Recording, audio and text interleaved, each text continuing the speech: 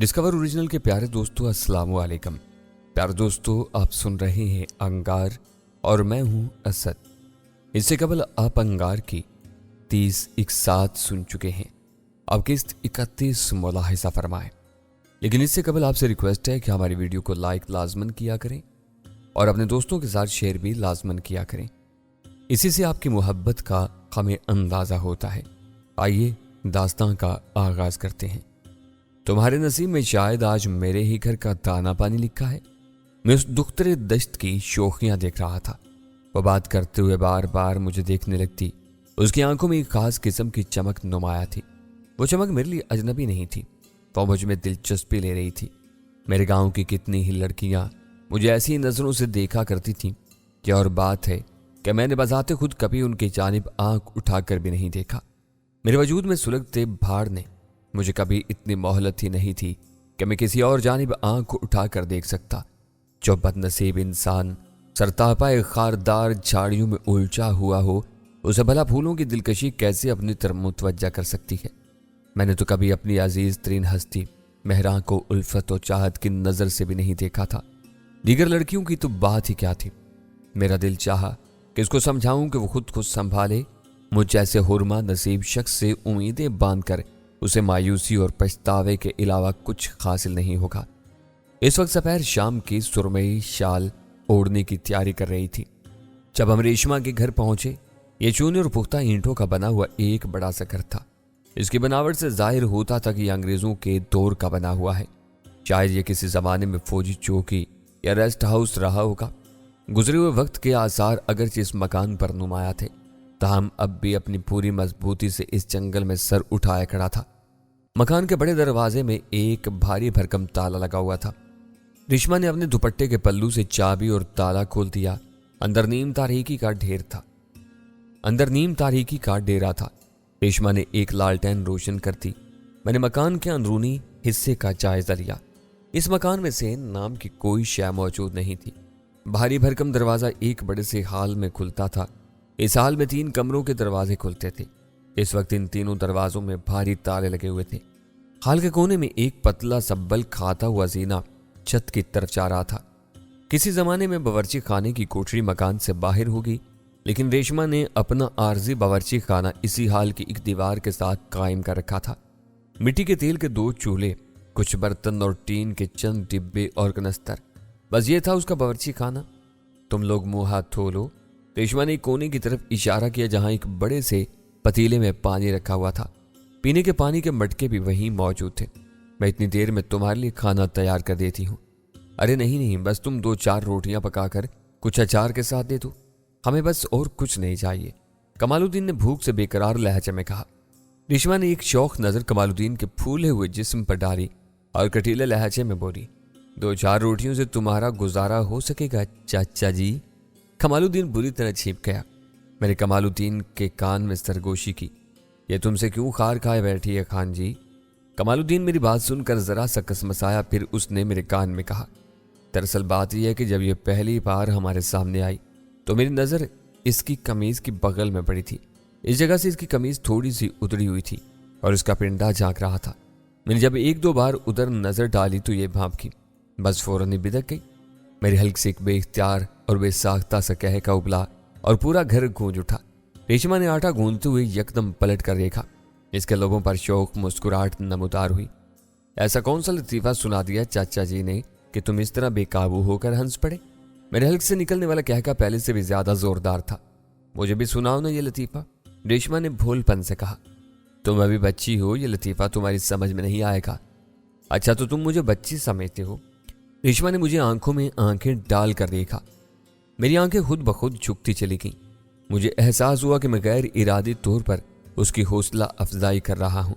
मुझे मोहतात रहने की जरूरत थी। बेहद मोहतात रवैये से अगर कोई गलत फहमी उसके दिल में घर कर जाती तो उसका नतीजा अच्छा ना निकलता। इसका दिल तोड़कर शायद मेरे दिल को भी चैन ना मिलता। कुछ ही देर में रेशमा ने रोटियों से भरी चंगेर हमारे सामने ला रखी। एक कटोरे में लीमू का अचार और दूसरे में आला किस्म की सफ़ेद गुड़ की फलियां थीं।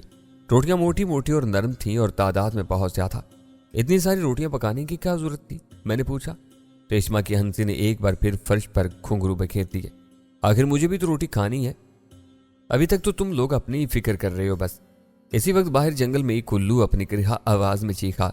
इसकी आवाज ने रेशमा को चौंका दिया, लेकिन उसने फौरन खुद पर काबू पा लिया। जरा बताओ तो चचा जी, ये क्या कह रहा है? रेशमा ने शरीर लहजे में कमालुद्दीन से पूछा। कमालुद्दीन गरम गरम रोटियों पर लंबे लंबे हाथ मार रहा था। पेट की आग कम होने से उसके मिजाज में भी शकुफ्तगी औद कर आई थी। ये तो तुम्हारा पड़ोसी है, तुम्हें उसकी बोली आनी चाहिए, कमालुद्दीन ने मुस्कुराते हुए कहा। अब वो चचा जी के खिताब से मानूस हो चला था।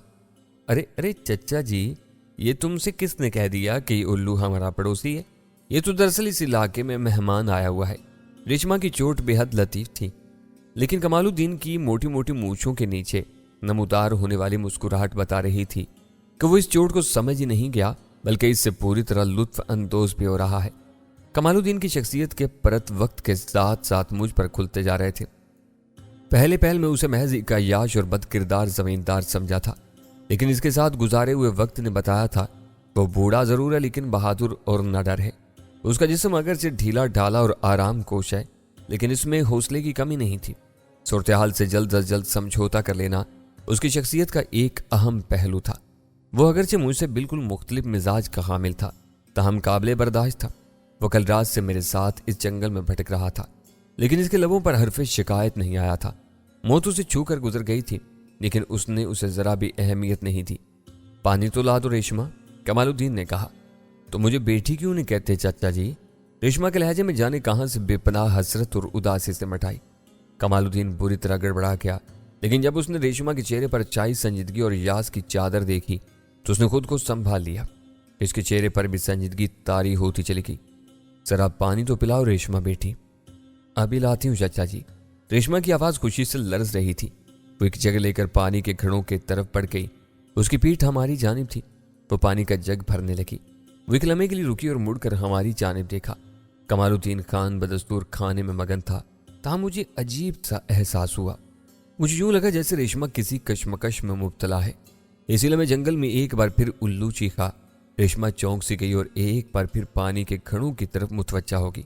जस का वो जग ठंडे पानी से लबालब भरकर उसने हमारे पास ला रखा। पीतल का बड़ा सा गिलास वो जाते हुए हमारे पास रख गई थी। कमालुद्दीन ने गिलास भरा और 2 घूंट में उसे हल्के में उतार लिया। इस इलाके का पानी काफी खारा है। कमालुद्दीन ने पानी का गिलास भरकर मुझे पकड़ाते हुए तबसरा किया। उसने गलत नहीं कहा था, पानी बहुत खारा बल्कि कड़वा था। पानी पीने के बाद कमालुद्दीन ने एक बार फिर खाने में हाथ डाल दिया, लेकिन मेरा पेट भर चुका था। मैंने चारपाई के सराहने टिकी क्लाशनकोव उठाई और उसे साफ करने लगा। इसी वक्त मुझे कमालुद्दीन के घोड़े सोने का ख्याल आया। वो इस मकान के दरवाजे के साथ ही बंधा हुआ था। मुझे अंदेशा महसूस हुआ कि कहीं कोई जंगली जानवर उसे नुकसान न पहुंचाते। मैंने रेशमा को उसके मुतालिक हदायत देना चाही, लेकिन यकदम मुझे यूं महसूस हुआ जैसे मेरी जुबान बहुत मोटी और भारी हो गई है। मैं बावजूद कोशिश के कुछ भी नहीं बोल सका। फिर मुझे यूं लगा जैसे मेरे हाथ में मौजूद क्लाशनकोव बहुत वजनी होती जा रही है। मैंने उसे संभालना चाहा, लेकिन इसका वजन शायद कहीं मंद हो चुका था। मेरे हाथ से छूटकर वो चारपाई से नीचे गिर पड़ी। मैं उसे उठाने के लिए झुका तो मुझे जोर का चक्कर आया। फिर मेरे दिमाग पर तारीकी का पर्दा गिरता चला गया। मैं शायद रात भर बेहोश रहा। रात के आखिरी हिस्से में वो बेहोशी नींद में बदल गई। मैं उल्टे सीधे ख्वाब देखता रहा। कभी मुझे यूं महसूस होता कि मैं एक खरगोश हूं और जंगली कुत्तों की एक जमात मेरे पीछे लगी हुई है।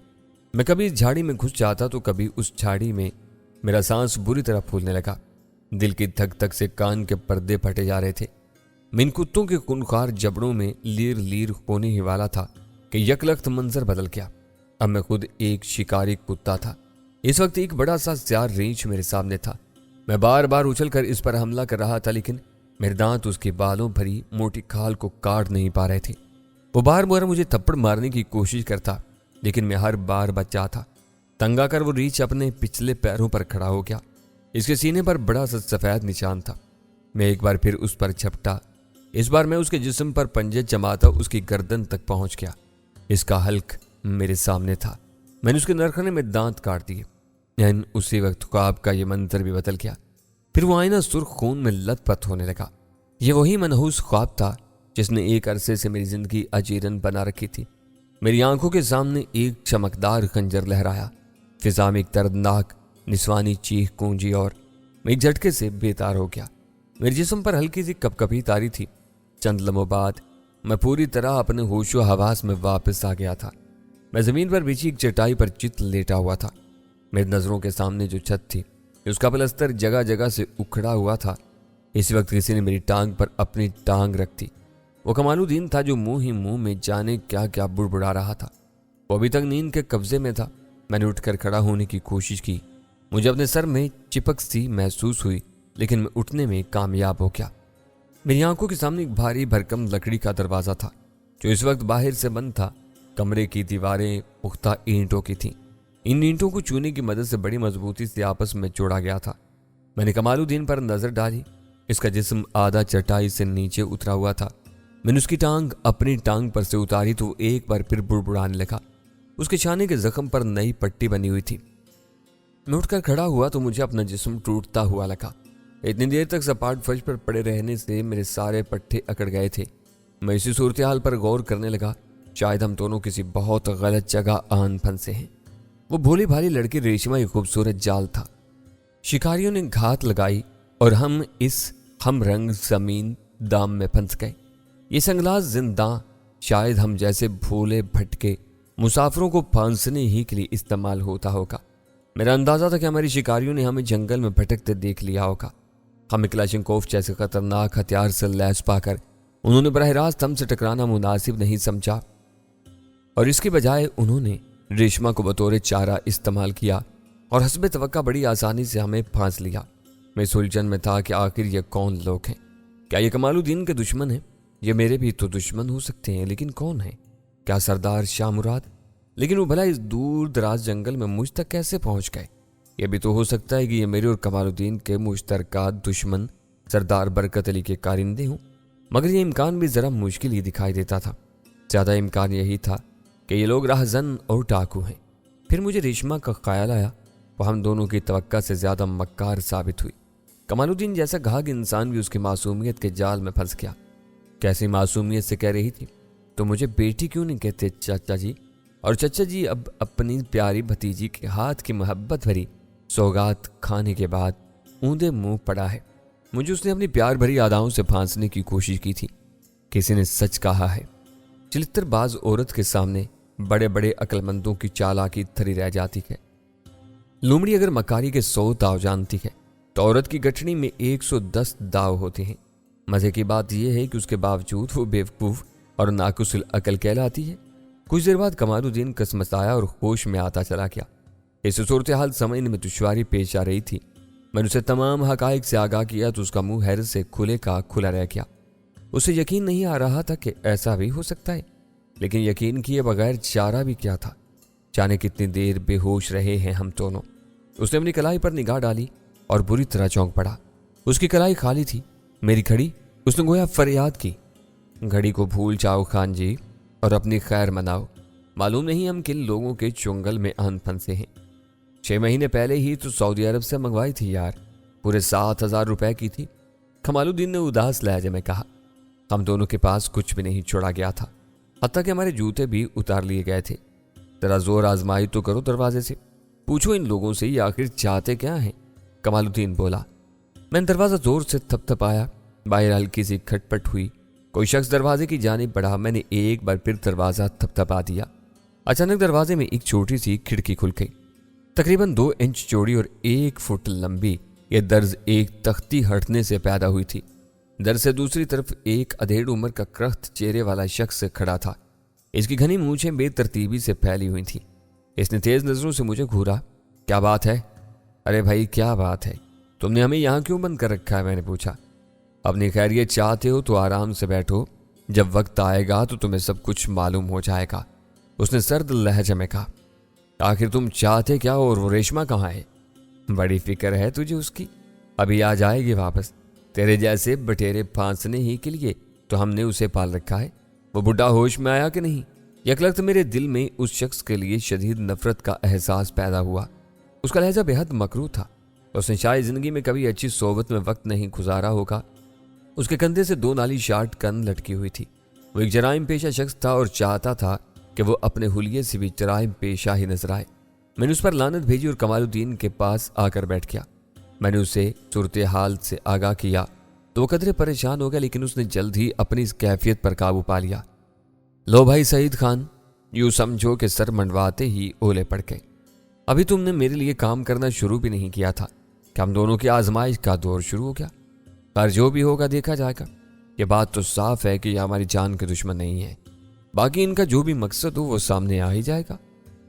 کچھ دیر بعد مجھے کئی لوگوں کے باتیں کرنے کی آوازیں سنائی تھیں، ان میں ریشما کی آواز بھی شامل تھی۔ میں اور کمال الدین دروازے کی جانب پڑے۔ دروازے میں موجود درز ابھی تک کھلی ہوئی تھی، سامنے ہی حال کا منظر نظر آ رہا تھا۔ ریشما کے پاس اس وقت 3 افراد موجود تھے، ان تینوں کے حلیے تقریباً ایک ہی جیسے تھے۔ ریشما ان سے ہنس ہنس کر باتیں کر رہی تھی، اس کے لہجے میں اس وقت معصومیت کی بجائے عامیانہ پن تھا۔ وہ سب آپس میں گھٹیا قسم کے مذاق کر رہے تھے اور زور زور سے کہہ لگا رہے تھے۔ اسی وقت ان میں سے ایک کی نظر مجھ پر پڑی۔ ریشما دیکھ، تیرا عاشق تجھے دیکھ رہا ہے۔ ریشما نے مجھ پر ایک نظر ڈالی، اس کے چہرے پر ایک رنگ سا آ کر گزر گیا۔ وہ مجھ سے آنکھیں نہیں ملا رہی تھی۔ مجھے یوں محسوس ہوا جیسے وہ اپنے کیے پر نادم ہے، لیکن پھر میں نے یہ خیال اپنے ذہن سے جھٹک دیا۔ میں ابھی تک اس کی معصومیت کے جال میں گرفتار تھا۔ وہ بے حد ماہر اداکارہ تھی، اسے مردوں کی نفسیات سے کھیلنا آتا تھا۔ اسے علم تھا کہ مردوں کو کیسے الو بنایا جا سکتا ہے۔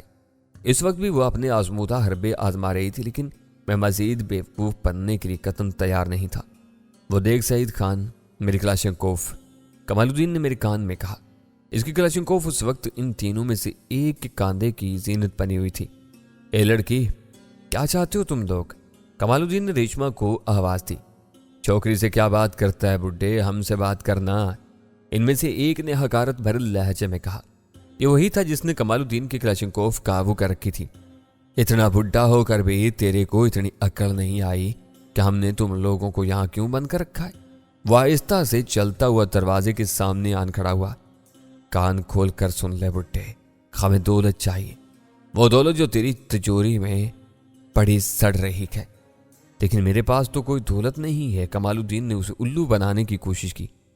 تمہیں غلط فہمی ہوئی ہے، تم نے ہمیں خواہ مخواہ یہاں بند کر رکھا ہے۔ کمال الدین کی بات سن کر اس شخص نے ایک کہکا بلند کیا۔ اچھا، تو تمہارے پاس کوئی دولت نہیں ہے، تم ایک غریب آدمی ہو۔ ہمیں بیوقوف بنانے کی کوشش مت کر بڈھے۔ کیا غریب لوگ ٹاٹو کھڑی باندھتے ہیں؟ کیا غریب آدمی کے پاس 30,000 کی روسی کلاشنکوف ہوتی ہے؟ تیرا گھوڑا بھی 10-15 ہزار سے کم کا نہیں ہے۔ اور سچ سے بتا کہ یہ لمبا سور تیرا باڈی گارڈ نہیں ہے؟ ان فضول باتوں سے کچھ حاصل نہیں ہے جوان، تمہیں جو کچھ مل چکا ہے اسے غنیمت سمجھو، اسے زیادہ کی امید مت رکھنا۔ کمال الدین نے مضبوط لہجے میں کہا۔ اس کی تم فکر نہ کرو بڑے میاں، ہمیں اپنی آسامی سے پیسہ نکلوانا آتا ہے۔ اس خوش فہمی میں نہ رہنا کہ تم رقم دیے بغیر جان چھڑا لو گے۔ کسی کے باپ کی بھی ہمت نہیں ہے کہ اس علاقے میں قدم رکھ سکے۔ خیریت چاہتے ہو تو ہمیں اپنے گھر کا پتہ لکھوا دو، ہم سے تعاون کرو تاکہ جلد از جلد تمہاری جان چھوٹ جائے۔ اتنی بڑی بڑی باتیں مت کر جوان، تو جانتا نہیں تیرے جیسے کتنے ہی کاریگر میری انگلیوں کے اشارے پر ناچتے ہیں۔ تو اپنا پورا زور لگا، لیکن تمہیں کچھ نہیں ملے گا۔ کمال الدین نے گمبھیر لہجے میں کہا۔ یہ تو وقت بتائے گا بڑے میاں، کلاشنکوف بردار شخص نے کہا۔